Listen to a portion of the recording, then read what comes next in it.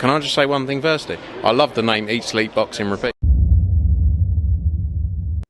Welcome back to ESBR Boxing's YouTube channel. I'm delighted to be joined by Niall. We are in preview mode for the massive undisputed clash at Super Bantamweight happening this weekend, Sunday for us UK time. Naoya and Inoue, of course, back in action against Murodjon Akhmadaliev. We'll call him MJ so I don't have to keep spelling out his name. But yeah, a massive, massive fight for all of the marbles at Super Bantamweight in Japan this weekend. Inoue against MJ, and yeah, fight I'm really looking forward to.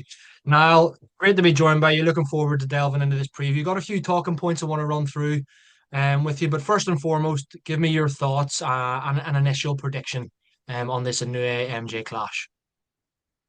Yeah, I'm looking forward to it. This is for a long time it's been billed as the toughest test for anyway to date, whether you kind of think that or I've been kind of in between whether this or Fulton, whether Fulton was the toughest test or Akhmadaliev, but there's no doubt about it. Akhmadaliev is a top fighter. I know he had the slip up against the Palace, but he's still world class. And between his technical ability, his kind of how well skilled he is, and also his power. It should be a test for anyway, whether or not it's enough of a test to beat him. I don't know. We'll kind of delve into that. I'd say more in this video, but yeah, I'm looking forward to it. Anyway, is one of the best fighters in the world, and it's been a bit of an underwhelming run recently for him in terms of opponents. So it's good to see him fighting the very best at 122 pounds. Yeah, I can't wait for this one.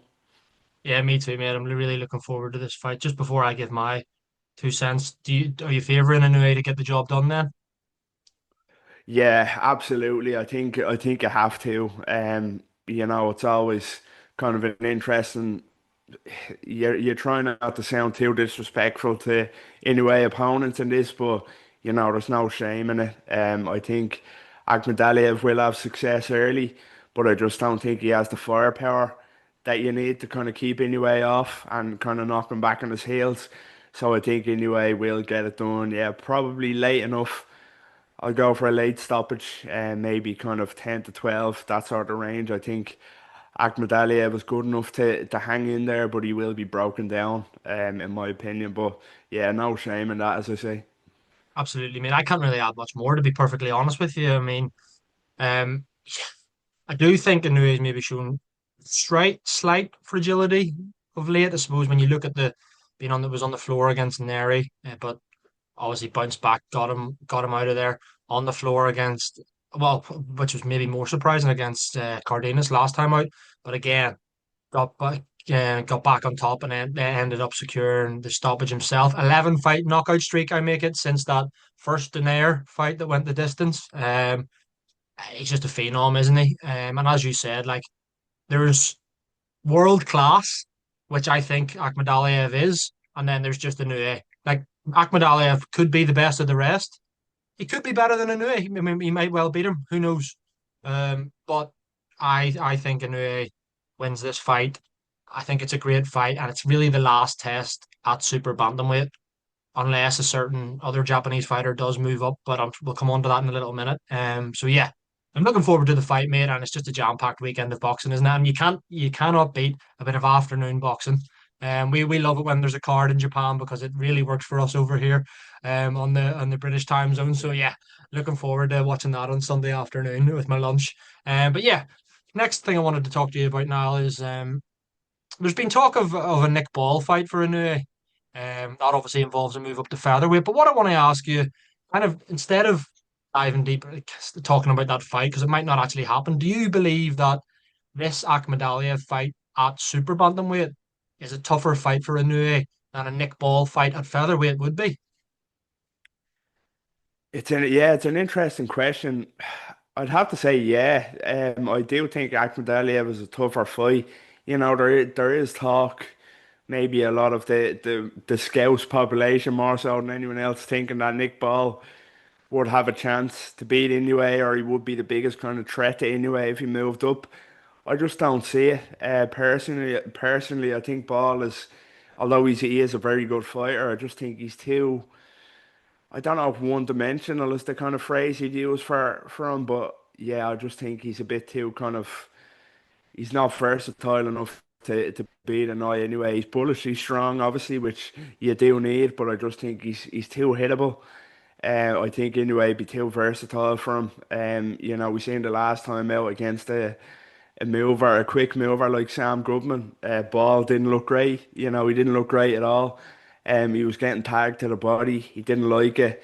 You just imagine it's anyway in there against him, and I could just see him getting a stoppage win. To be honest with you, anyway, quite early. I think Nick Ball's aggression would kind of be his undoing in a way in that fight. It would kind of lead to an earlier night for anyway.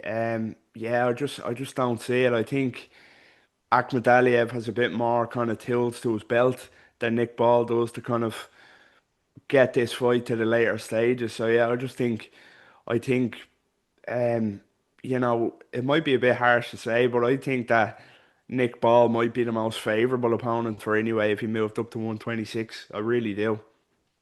Yeah, interesting, mate. You make a lot of good points, and it's one of the oldest cliches in boxing, but it really kind of does. It does matter. Like styles make fights, and I think you've hit the nail on the head there. I think, although I expect Inoue to beat Akhmadaliev, I feel that his Akhmadaliev's style is could pose more of a threat. And that's not saying that Nick Ball is not world class because he's proven that he is. But I think, as you said, the way he fights, almost I don't want to say tailor made for Inoue. Um, Especially with the height as well, like him being the smallest featherweight he would fight. If he was to move up to 126. And as you said, Nick Ball's aggressive, come forward, does take a few shots to get in himself. So you don't want to be taking too many from Inoue, do you? That could be his undoing. I think you're right. Just finally, before we round off, mate, I want to ask you about another fight in prospect that might happen, might not, but we definitely want to see. Um, I want you to tell me, do you believe that we see Junto Nakatani fight Naoya Inoue next? It obviously depends on whether Inoue wins this. If he doesn't beat Akhmadaliev, could there be a rematch? Who knows? Say Inoue gets through Akhmadaliev, like we're both predicting. Before the end of the year, maybe early 2026. Do you see the Nakatani super fight, the all Japanese super fight happening? Because obviously now Nakatani has revealed that he fully intends on moving up to 122. Yeah, I do see it happening. First of all, I think anyway might be penciled in to face that Alan Picasso in December, which is a bit underwhelming to be honest with you. But yeah, I think if he gets through that early 2026, well, early to mid 2026, I do think it'll happen.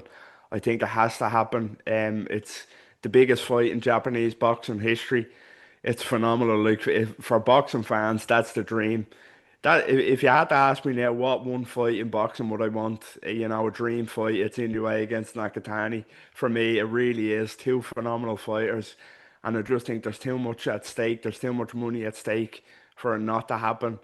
And yeah, it's just a dream fight. It really is. And I might shock a lot of people here, but I think Nakatani beats him.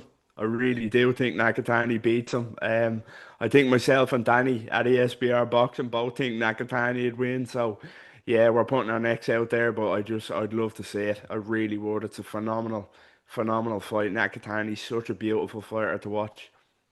Yeah, mate, 100%. And do you know what? Make it three because I don't know whether maybe there's something in the Irish air that you, Danny, and I I'm looking at Nakatani now. I have actually flipped. I was always on a new but the more I watch Nakatani, the more impressed I am. I think he's just getting better. And Inoue obviously still unbelievable pound for pound great, but I do think there's maybe few chinks in his armor that are coming are being shown. I think Nakatani could maybe exploit that. I think the longer that fight takes to happen, I think the more it favors Nakatani as well. So I think it sounds ridiculous. Us kind of not writing Inoue off, but talking him down somewhat. But yeah, I mean, equally, it wouldn't surprise me if Inoue stopped Nakatani because Nakatani, as good as he is, hasn't fought anyone like Inoue either. So you can kind of make a case for both. I think it would be phenomenal fight. And I do believe that it would actually be quite close to a 50-50. I think Nakatani would get a lot of backers, as would Inoue. So yeah, fingers crossed that fight happens. If not next, early next year. Niall, this has been a great chat. I've enjoyed this preview with you. Thanks for joining me. Enjoy the fights this weekend, and I'll speak to you again very soon. Cheers. Take care.